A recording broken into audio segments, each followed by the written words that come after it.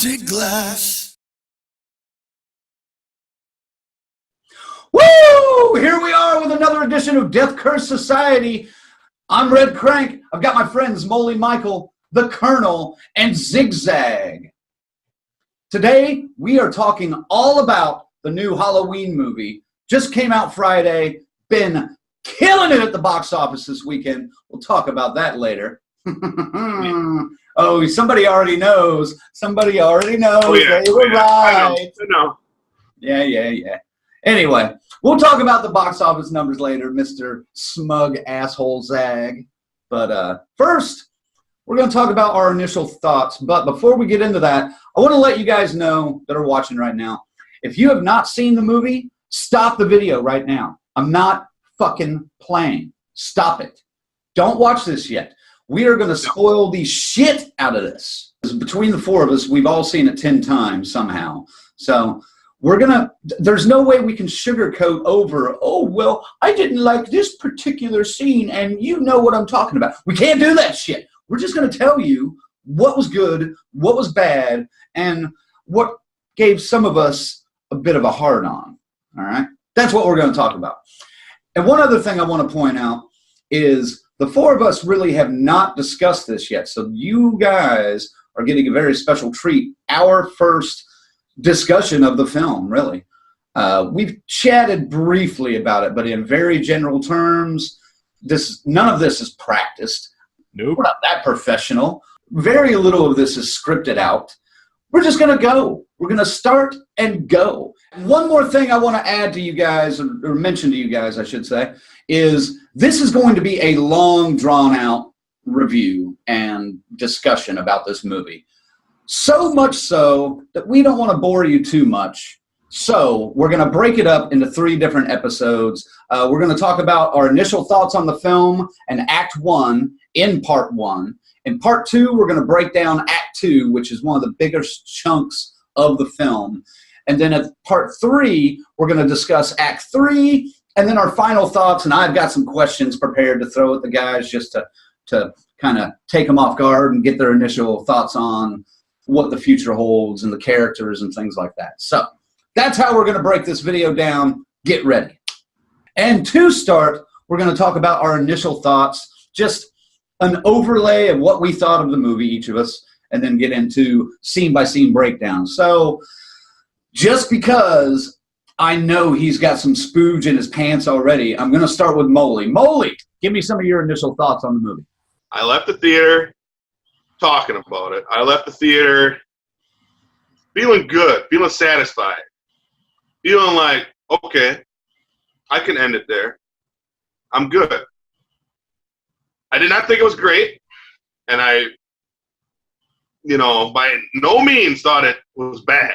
I thought it was good to, like, above good. Kind of in that 8 area, 3.5, 3.8. That's kind of where I was. That's how I was feeling. But it definitely wasn't great. There were a lot of things I'm going to get into that could have been done differently, but as a sequel to Halloween, top notch. You try to do a sequel with that much continuity, pay that much detail to the original, or that much attention to detail of the original, you go ahead and make that movie for me. I think they did a hell of a job for what they had. Could have been done better in some scenes, I get that, but great sequel. So I walked away the theater thinking, okay, I got to see it again, because the music didn't catch me the first time. I'll tell you that. I thought the music was going to be better the first time I watched it. As I watched it the second time, I was like, okay, it grew on me. But I was not that pleased with the music, the overall music, the first time I watched it. So, I don't want to get into every little scene or anything right now because we will be doing that, but my initial overall thoughts of it were good. I was satisfied. Excellent. How about you, Colonel? What do you got to say about it?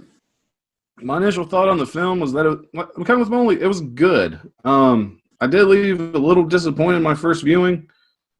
Maybe I went in there with a little too much hype still in my head. But I don't know. The second viewing, I really appreciated the film more because I really sat down and watched the film. It was the first time I was taking mental notes. This happened, this happened, this happened. I do like the reoccurring theme that I'll talk about later in this podcast that I noticed. I'm sure I'm not the only one. Yeah, it was good. It was a good sequel. Not one of my favorite Halloween films. Halloween, 40 years later, we finally get the sequel, the direct sequel. We're ignoring everything else that happened. None of it happened. This is what we have. This is it. These two movies in their world. And I bought into it. And I really everything we saw with the trailers, I was in. Walking out of this movie, I have to say, I'm not disappointed. I agree with the boys here. It was good. It's good. It's definitely, go see it. I mean, you have to go see this. You know, just do it for the horror genre, if nothing else. But I'll say let down a little bit.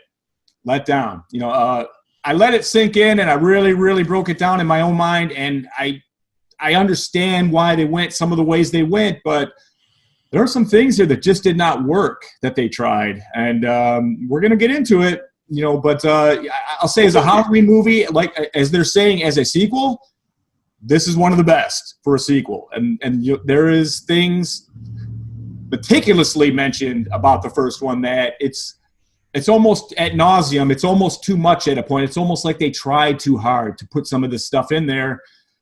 But, you know, it's a Halloween movie, and we asked for it, so that's where we're at. But what I'm saying, it's good. It could have been better. My initial thoughts, I enjoyed this movie, but I don't think it lived up to my expectations, and especially not for a true Halloween sequel.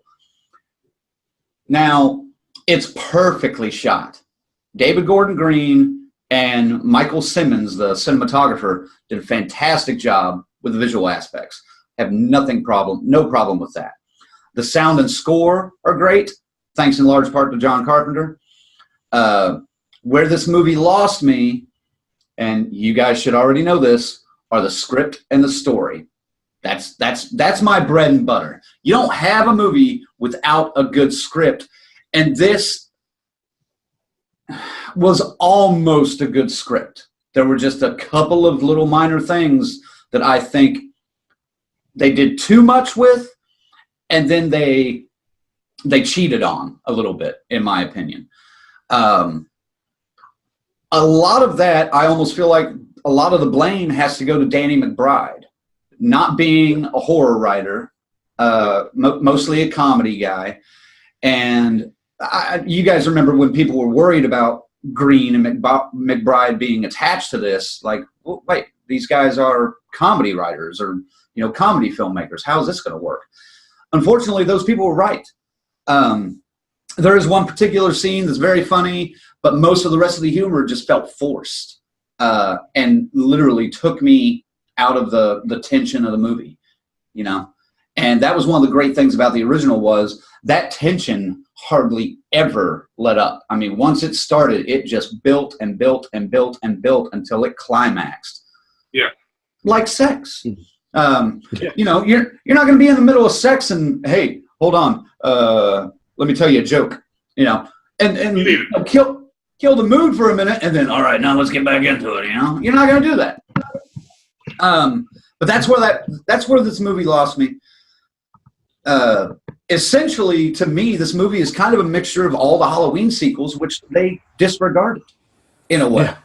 They take little parts from all the sequels just about, and I don't think they're necessarily homages. They're serious plot points in a way.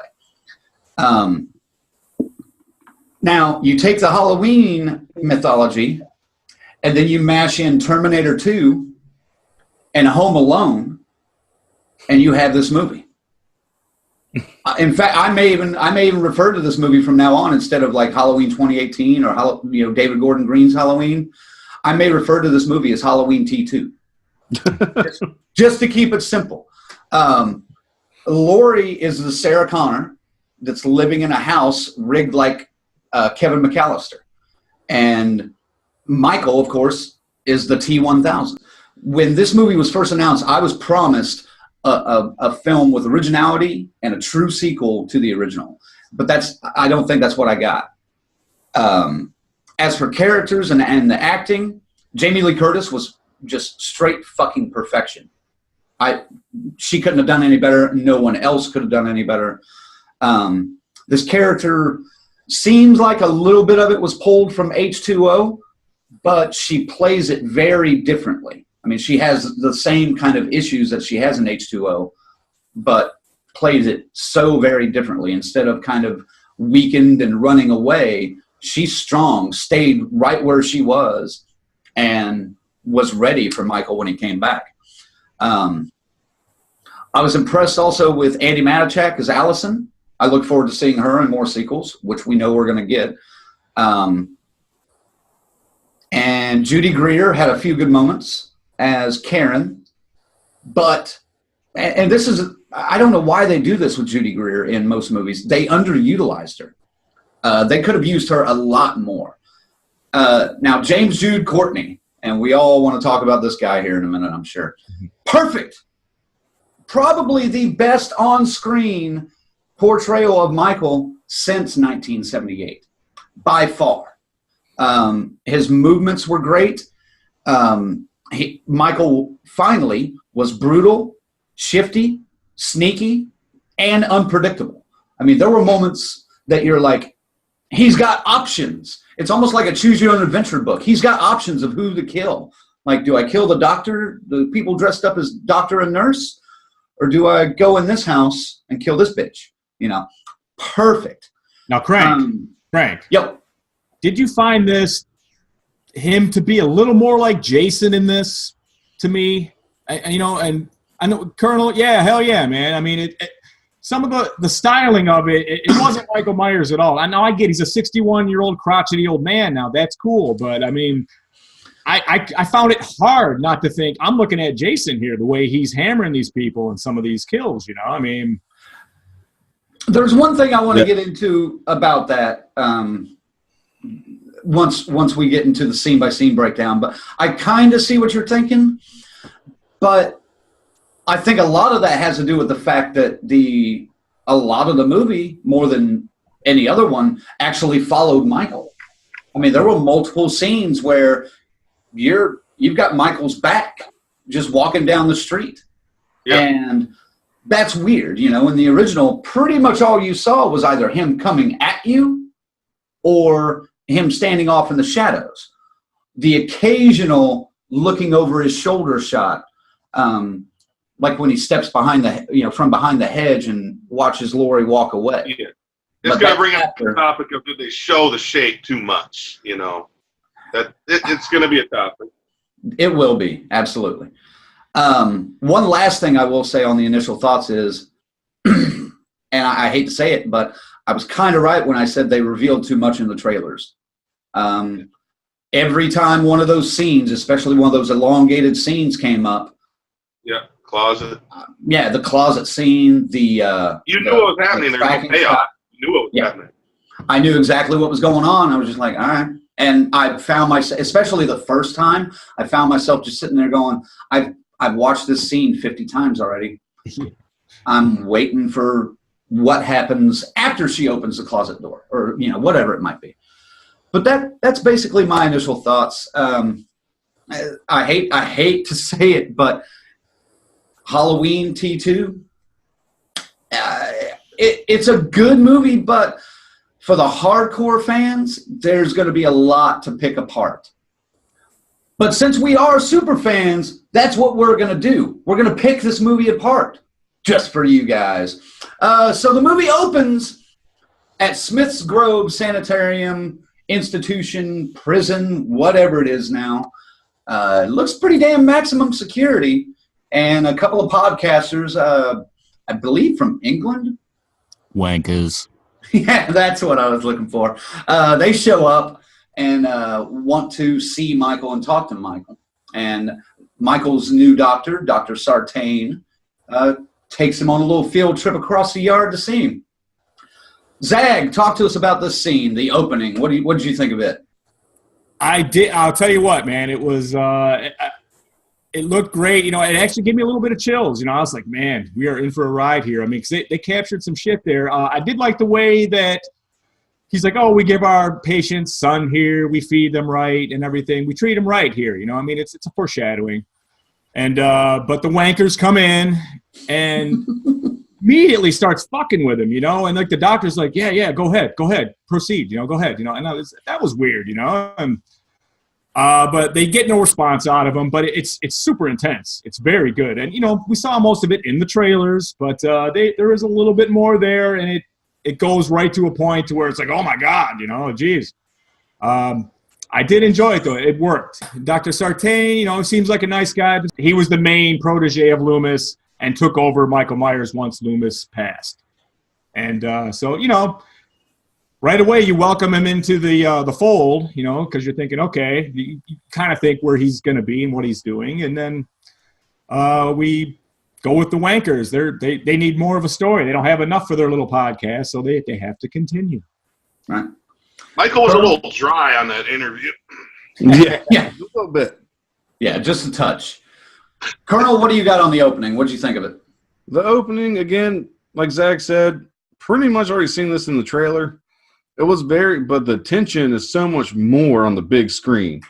Once they add the score and everything, the tension really built up. And then just hearing, Figaro! That dude, I'm sorry, I fucking laughed. I'm not going to lie. I was like, oh, shit. That dude's like probably my second favorite character in all the Halloween series. Why did when I saw that scene, I saw that guy saying that, why did I think of you? I don't know why, Colonel. But I knew as soon as I saw that you were going to have something to say about it. Anyway, continue, sir. But then again, back on subject, then Dr. Sartain, yeah, go ahead. Pull the mask out. Yeah, let's see. And the wanker pulls the mask out. He's sitting there, and I just love the way Michael moves his head just the slightest bit. That's the only reaction they get out of him. It's literally that little 10-degree turn and stops. I thought it was great, especially on the big screen. Oh, it's fantastic. Yeah. When Aaron, one of the podcasters, asked, you can feel it, can't you, Michael? And he's holding the mask out. I got chills on that. That felt really good. I like the way this opened.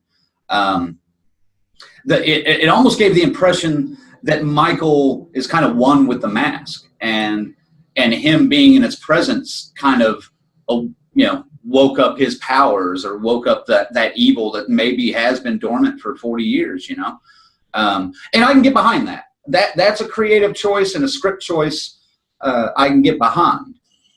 It's almost like once he does escape, he's looking for the mask first and then going to go after whoever, and then maybe even happens into Laurie or is going after Laurie. So, Molly, talk to us about this opening scene in Smith's Grove. Yes, Smith's Grove, 40 years later. All right, well, we meet the Wankas, as Zach likes to refer to them as. Seem like decent character for now.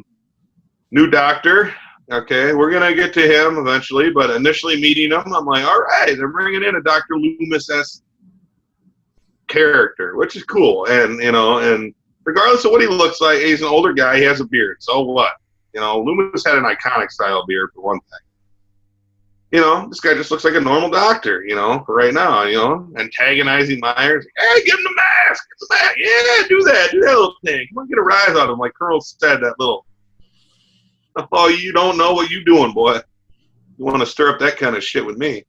And all the fucking patients going ape shit, yelling whatever they're yelling. I mean, it's just good stuff. You got to throw or the kick back there to the original with Lester, the dog, German Shepherd. Has to be a German Shepherd. Oh, yeah. I'm sure that was done on purpose. Granted, they are, watchdogs, but just a great overall tension scene, just rises. Michael!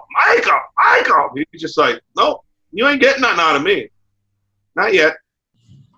I play when I want to play, that brings back to the chessboard of that whole opening scene where you got to have patience play chess, and Myers, best chess player, he's like, not go time. You're going to get yours when I'm ready. You don't tell me. Dude, I'm bolted down. What am I going to do right now?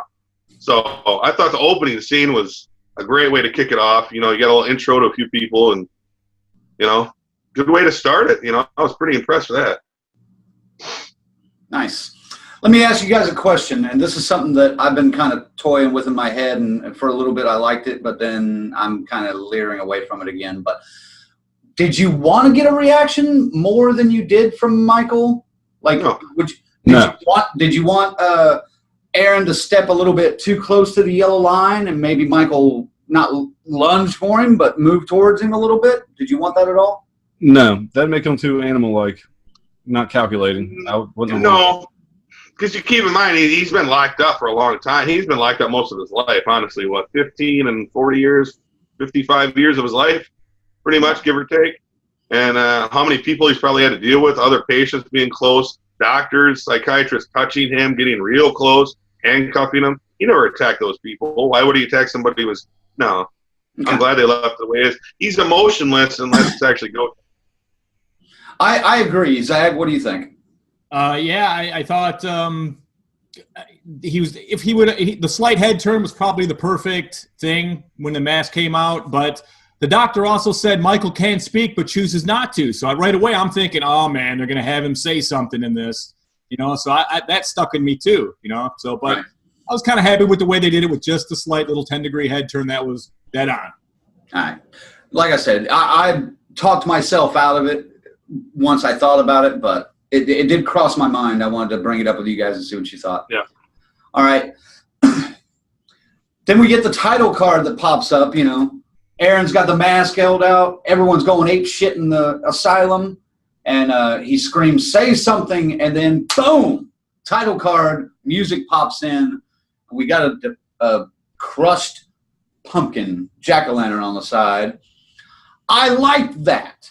I liked the fact that the pumpkin was crushed because it was just like, look, we're redoing this all over again. But I didn't like it when it started inflating. I don't know why. When it rebuilt, I maybe it was just because it looked too CGI, too much special effects.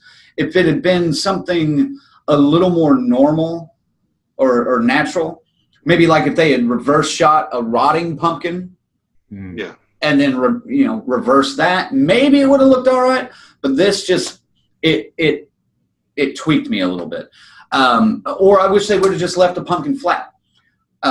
Anybody got anything to add about the opening? Zag had something earlier. Yeah, I tell you, it really, I almost got a little bit like, when it came on finally, but then I got a hold of myself, and I appreciated they did the exact same design on the pumpkin, too, from the first one. So, I didn't really have a problem with it. And inflating, whatever. They had to do something different, whatever. No big deal. Well, about the inflating pumpkin, what I really liked about the intro to the film, again, nice throwback to the old pumpkin from the first Halloween. I'm with Crank on this one. I didn't really care for it being CGI, but it is what it is. It's 2018. We're going to have that. Right. But I just loved how the pumpkin was being resurrected. Like the evil was being resurrected from laying dormant for all these years, which is a big theme throughout the entire film.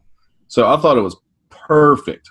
Perfect. Yeah. It couldn't be any better. I see that metaphor with the rising of the pumpkin and, hey, guys, we're back. I get that. But I really think it was just the fact that it was so much CGI that bothered me. And that seemed to be the biggest CGI scene in the whole movie, really. And it hit me funny. Molly, anything? Which was all right. To have a little CGI. That's kind of the norm these days.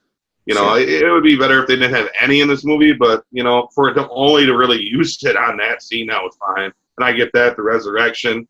Too bad for resurrection. You lost your fucking good title shot, you dumb fucks. Anyway, much better to use it in this. The font, I even told my nephew sitting next to me, like, look at it. That's the original font there and the color and everything. Yeah, I'm like Zay. I was like, oh, yeah, look at that. Oh, this getting me in the mood already. So, yeah, that was good. I liked it. I liked from there to there, boom. Good. Love it. I love the fact that it was just so harsh and quick. Like right in the middle of that scene, just cut, black, there's the title, there's the pumpkin, boom. Music. Wow. Yeah. Just perfect. Then we go, the podcasters travel off to Lori's house to score an interview with her. This was a nice scene. And I especially liked the way they introduced Lori so simply and pretty much directly. rather than making a big deal like her coming wandering out of the smoke or whatever, you know, and making a big deal about her showing back up.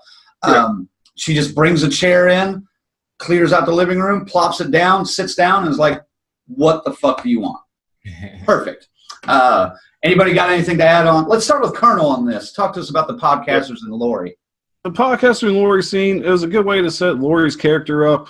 One thing I was curious about the whole time I'm watching this is because she lost her shit. They bring up the fact she had 2 failed marriages. Karen was taken away from her at the age of 12.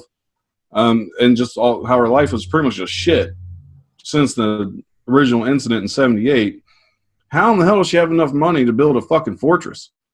I mean, that shit wasn't cheap, and this is before eBay, man. I'm still trying to figure out what the hell she was doing on the side to do all that. Alimony. Yeah, I would like an explanation. Like, was she fucking playing the stock market? I mean, what's going on here? Well, she was married to Ben Tramer, the famous architect from, you know, hey, it could be anything. Yeah, yeah. You know? He didn't die. We don't know her backstory, so like her employment or, you know, what she's done. Maybe she sells traps for, you know, other paranoid people around the world and doomsday prepper. Maybe she has a mannequin company going on. Holy shit, she's got a lot of mannequins. That's a good point. Yeah. They all look pretty old though too, you know what I mean? So I mean, at least 20, 30 years old, all that shit. So I'm thinking whatever, one of the husbands had a little dough and she got to do what she wanted. Yeah, the upkeep on that house is definitely not too, you know, good. So. No. And the fact what she does at the end, just whatever, you know. Yeah. So, yeah. Yeah, Molly, what do you got to add on the Laurie's and the podcaster scene? Yeah, I mean, it was a good, strong scene there where you meet Laurie and, you know, a little joke there. Oh, whip up the $3,000. Oh, you're in. All right. You know, I didn't really, unlike Colonel, I didn't really think about what she did for the last 40 years to have that kind of house. But it hit me emotionally in that part because they mentioned, like, so what happened with your 12-year-old daughter?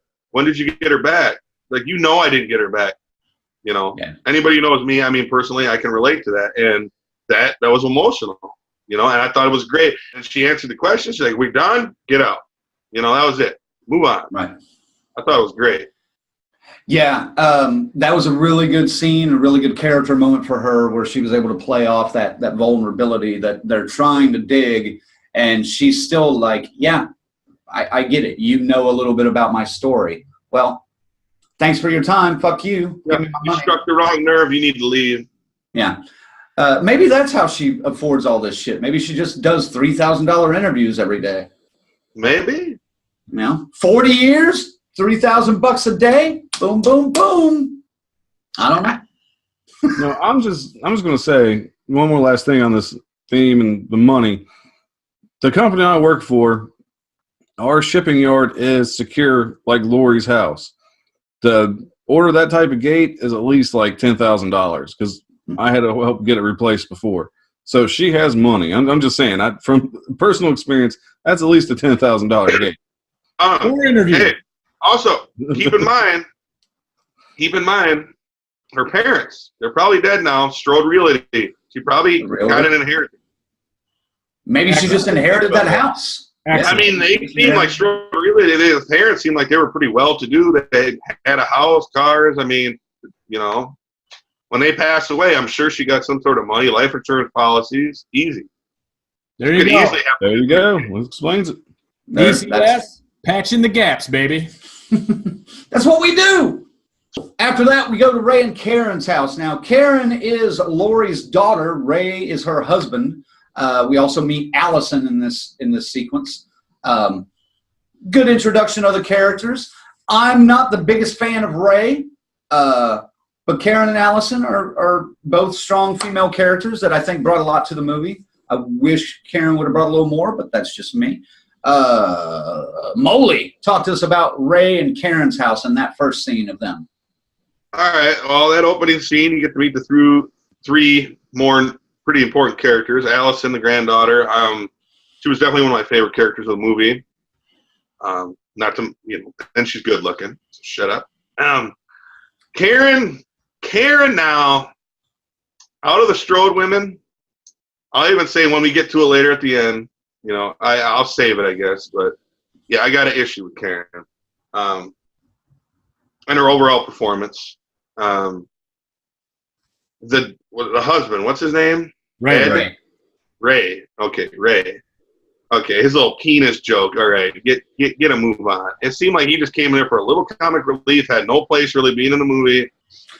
Yeah, I like that Karen was like the overprotective mother that was lying to her daughter about talking to Lori. And then I didn't like the fact that Ray was he was attempting to be too cool and too hip for the daughter. Yeah. Seemed like it was almost a stepdad rather than a dad. Mm-hmm. Yeah. Now, they didn't say that, or they didn't say that's not the case either. So we're not sure about that. But That's true. Zag? Right. You know, same. I felt the same. You know, I'm not real big fan of Karen at this point. Did find and feel the compassion with Allison. She really wants to have a relationship with her grandmother, Lori. Ray's a douchebag. He mentions being friends with Lonnie Land. What I thought right away was Ray there when Lonnie was bullying Tommy and the pumpkin got smashed. Was Ray there when they went to the Myers house to go in? I didn't know. You know, that was in my mind going along with that. So, but yeah, Ray's a dick, you know, pretty much. And but the girls, you're right, strong female characters, and you know, we're off and running. Lonnie is mentioned, which of all the characters that you're going to bring back from the original and mention, you bring up fucking Lonnie. Yeah. Who's not really seen. I mean, he's yelled at and he runs off, but he's like a fat blur in the wind, and that's all you see. Yeah. I think Colonel might agree with me on this. I would have much rather had a reference to Tommy and Lindsay rather than that, but that's just me. I didn't write the movie. I wish I would have. And one last thing, come on, guys. Peanut butter on the penis. It was just dumb. I didn't like it. Again, forced humor from Danny McBride. Thank you, sir. All right. After that, Allison, Vicky, and Dave are walking to school, kind of reminiscent of the original. I like that. A little throwback to that scene. I like this one, but I do think they overdid the references to the original. And as they build up, I'll point those out and say this was a little too much. But this one was nice. This one was nice, natural. It fit the scene. Zag, what do you got about this scene, if anything? Absolutely. It's an obvious tribute to Linda, Andy, and Lori walking home from school, you know, where the shape would actually drive by them. Hey, jerk, speed kills, you know. That's what we're looking at, and it's real nice, and that's all it is. I'll move on. Yeah. Molly, anything on this? I wish they would have shown more of the neighborhood, get more of that environment, you know. You did see the sidewalk and the leaves, and, you know, that was fall. I get that, but I wish it would have been a little bit more. You get more familiar with surroundings, get you more used to Haddonfield again. And I couldn't help it. I know Myers hadn't escaped yet, but I kept looking behind him down the street. Like, is he watching them? Is he across the square? Is he behind a tree? Come on now, give it up. No, oh, wait, he's still in the hospital. Never mind, Molly. You got to wait. And then blowing up the pumpkin. That was all right. Yeah. I think it was a decent way to meet those friends that aren't going to last too long. What kind of would have been nice there, instead of having Myers watching them and following them behind him? Lori. You know. And which would lead up to another scene coming up. So, yeah. Absolutely. That would make sense. Right. Why not have Lori somewhere back there? Not pointed out. Not have it like as obvious as like Myers in the original 78 version. But just, and she may be there. And that would, you know. I'm going to have to look at that scene again. That would really make a lot of sense, too, with how Lori's demeanor is on Halloween especially. Like, I got to really keep an eye on my granddaughter here. I'm going to watch her walk to school, make sure nobody's fucking with her. Would have made sense. It wouldn't have been like some creepy-ass lady watching her. She has a reason to be watching her. Yes, that would have been good. There's going to be a few points where I bring up what I would have done if I was writing the script or making this movie. That was one of the first ones I wanted to do, and I'm glad Molly brought that up because that was something that I was not looking for, but I was kind of thinking as I saw that. I was like, that would have been a nice little twist. All right, so we get to school. Allison meets her boyfriend Cameron, and we also meet another character named Oscar. Hey, newsflash. Cameron's a dick. We don't know it yet, but we can kind of figure it out just based on his demeanor. So, Molly, talk to us about Cameron and Oscar if you have anything on that. God. Okay. Well, this Cameron dude, I mean, later on there's a scene in the freaking Halloween party, and they're talking about, oh, he's so good looking. He's got to look real good in that costume. I'm like, good looking? How is this dude good looking? I mean, I'm a dude, but shit. I'd say any one of you guys are better looking than that fuck. Good Lord. Even in your old ass ages and brightness and hey, you know, this dude looked like a chump. They couldn't get a better looking guy for Lori's granddaughter here. I mean, Allison. I mean, come on, she's a fucking honey, and she's supposedly with this guy. No, I don't buy it. Not to mention his later on scene just kind of goes absolutely nowhere. And then who's the other guy? Oscar. You got to have a little comic relief friend, and you know I get that. So I was all right with that guy. I could dig him. I was all right with that guy. Yeah. It was a decent little scene. That guy works. I mean, he's like you know the fat friend that's in every horror movie. You know, you got to have one. And he's not fat, but he's big boned, whatever you want to call it. And I get Cameron's character supposedly supposed to be kind of a dick, but at least make him better looking. I mean, he did not fit. No, looks like something out of like Interview with the Vampire. I don't know, man. Look like a footbath. Just one thing I want to add to the introduction of Oscar and Cameron. I want to say it is great to see Rocky Dennis is still getting roles. Oh my goodness, he did great as Oscar. Fuck, that was a pretty good performance. Wow, thanks a lot. All right, ladies and gentlemen, we are accepting applications for a new spot. You guys cannot tell me his face shape did not look like fucking Rocky Dennis. This guy over here. I'm just making sure I'm getting the reference correct. Are we making a Mask reference? Yes. Yes, we are. Eric Stoltz in Mask. I could see that. The slightest. I get where you're coming from with that, but wow, that's kind of way the fuck out of left field there. Have you guys not realized I'm way the fuck out of left field? That's why he's the Colonel. He's the fucking Colonel. Irreplaceable. Well, here's the issue with that now, and this is probably going to affect me and other viewers as well. I'm never going to be able to unsee that now. I'm going to have to put together a trailer now with Eric Stoltz. Kind of blend them together. Be like, see, it's really him. Hashtag thanks, Colonel. Thanks, Colonel, for the visual. Anytime. God damn it. All right. I'm not even sure I can move on, but we're going to try to move on to the classroom scene, which is definitely a great direct pull from the original. They're even talking about the same lesson. They're sitting basically in the same kind of classroom. Allison's in the exact same spot as Lori was in 1978. Looks out the window. Who does she see? Grandmother. And that was something that kind of tweaked me a little bit. No weird nickname or even just calling her Lori. Every time she referred to her was grandmother. I don't know. But let's start with Colonel on this since he really fucked up the Rocky Dennis reference and just got me all worked out. Colonel, what'd you like about this scene? What I like the most is where she's telling Allison, here, take this $3,000, spend it on whatever you want. And she's like, no, I don't want the money. She's like, no, take it. Oh, well, I'll use it for college then. She's like, fuck college. Go travel somewhere. Go to Mexico. Yeah. As she's speaking to her someone that, really didn't get a chance to live. I mean, most grandparents would be like, no, go to college and, get your education. But she's like, no, fuck that, man. Just go live. Go have fun. I think that really portrayed Lori in a positive light or negative, however you want to look at it. As someone that's, been through a lot of trauma, it's like, no, live your life, have fun, enjoy it. Right. Too short. Yep. Yeah. Molly, anything on the classroom scene and the after scene? I'm not really seeing a whole lot of hints that you guys know about this one, but I do. maybe you didn't watch the credits completely. Are you talking about the teacher? The teacher, whose voice it is? Yeah. Anybody? DJ Souls, baby. Oh, yeah. Her little bring back Linda. So that's one of the biggest things in the movie, honestly. It's kind of an Easter egg. They bring back Linda, do a role. That's fucking great. Zag, talk to us about these two scenes.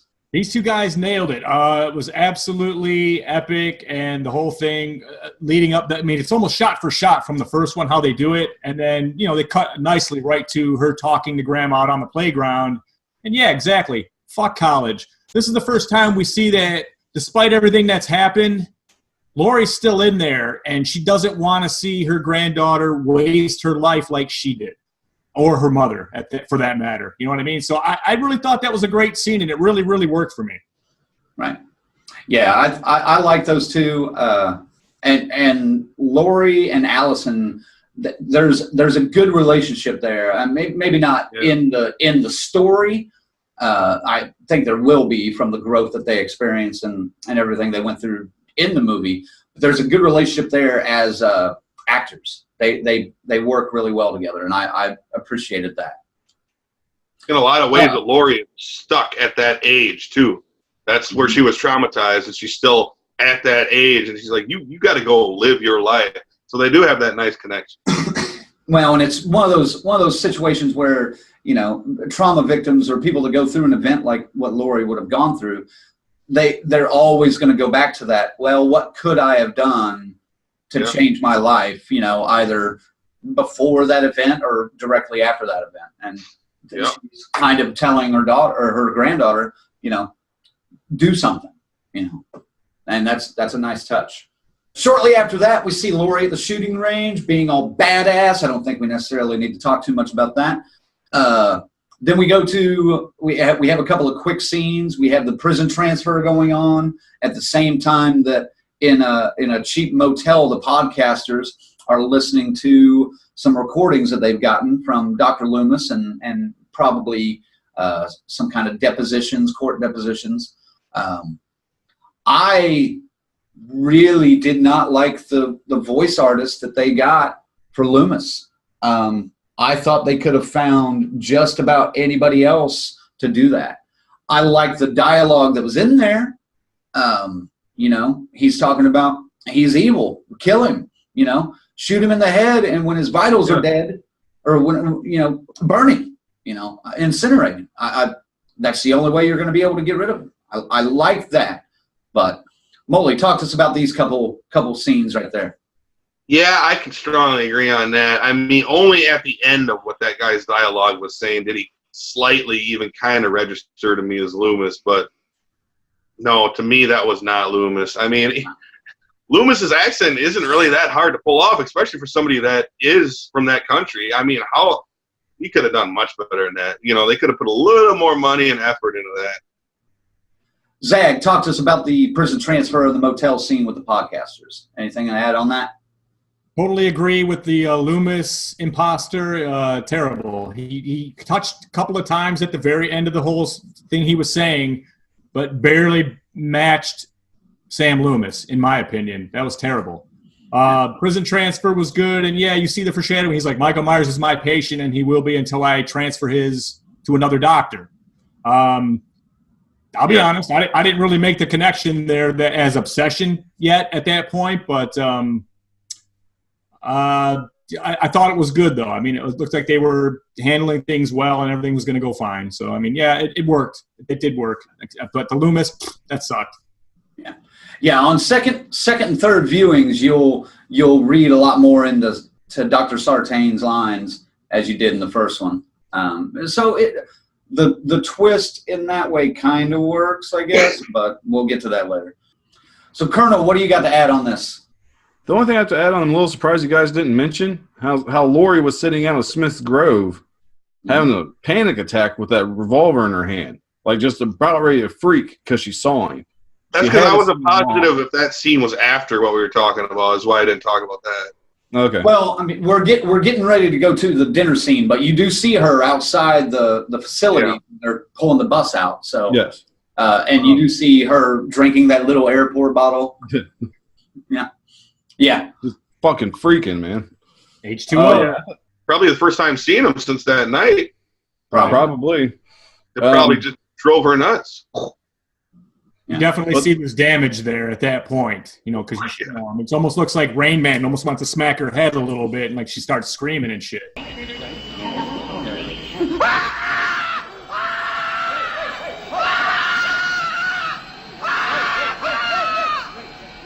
We're not going to take the plane. He's okay. He's okay. No, I mean, I'm serious. There's that she did good at displaying damage, and that She did. Yeah. Colonel, go ahead. Did you have anything to keep going on that?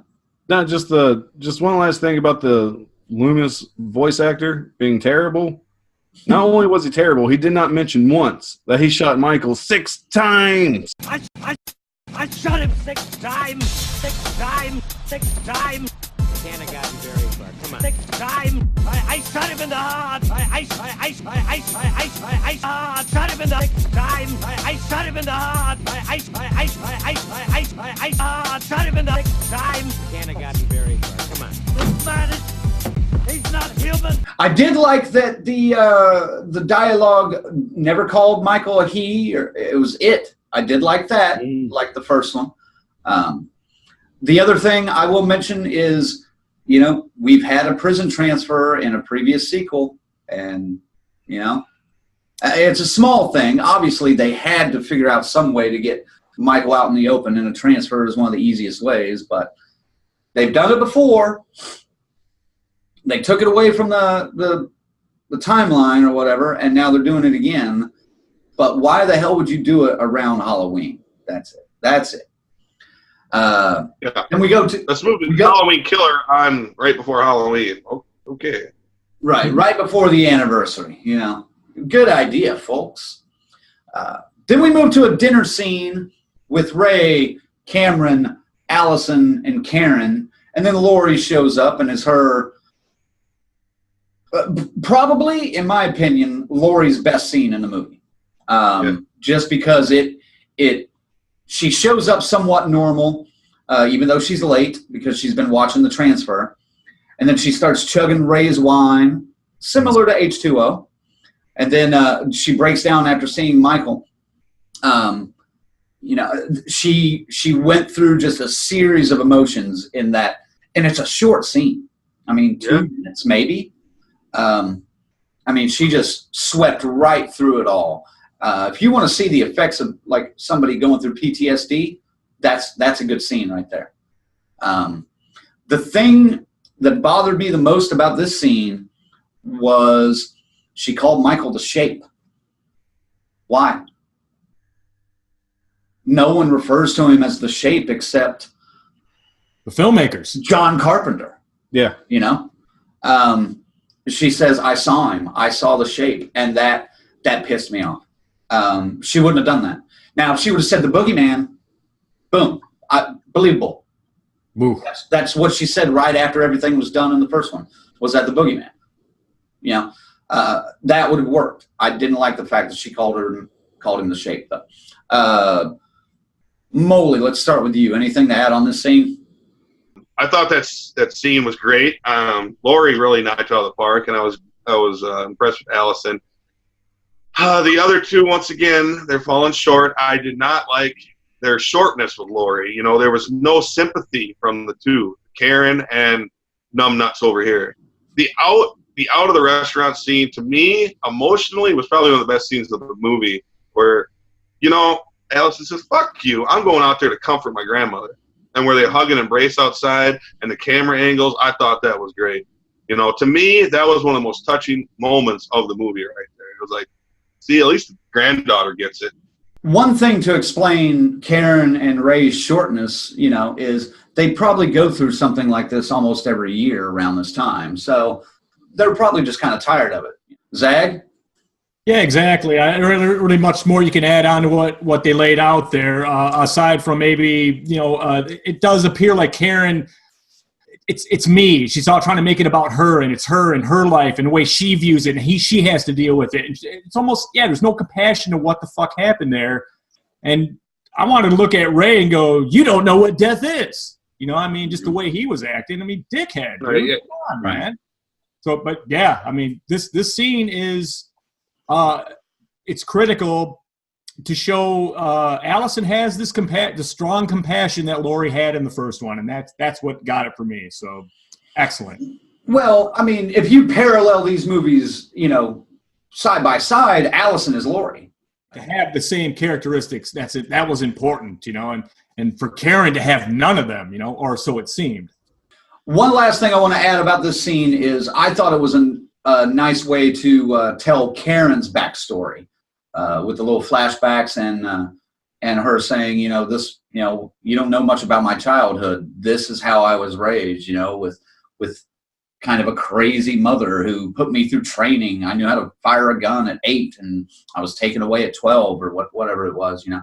I like that, and I thought that was a good way to get that in. And it was good foreshadowing for what's to come.